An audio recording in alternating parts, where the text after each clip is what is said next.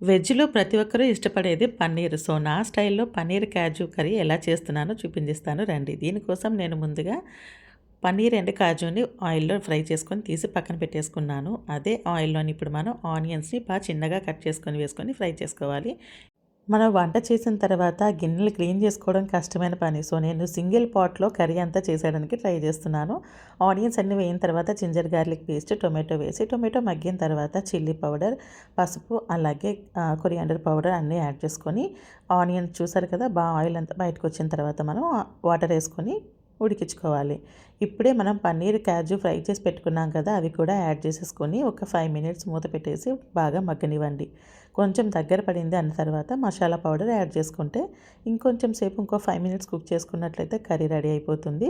కొత్తిమీర వేసుకొని గార్నిష్ చేసుకొని సర్వ్ చేసేసుకోవచ్చు.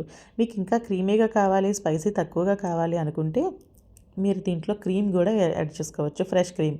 సో, అప్పుడు మనకి రెస్టారెంట్స్ టైంలో క్రీమీగా ఉంటుంది. బట్ నేనైతే స్పైసీగా చేశాను ఈరోజు. ఈ కర్రీ మనం బిర్యానీ రైస్ కానీ, bagara rice or white rice, chapati, puri దేనితోనైనా చాలా బావుంటుంది. బట్ నేనైతే డిన్నర్‌కి ఈరోజు చపాతీ చేశాను. So, chapati and paneer kaju curry combination అయితే చాలా బావుందండి. సో, మీకు ఈ వీడియో గనుక నచ్చినట్లయితే ప్లీజ్ లైక్, షేర్, సబ్స్క్రైబ్ చేసుకోండి. Thanks for watching this video.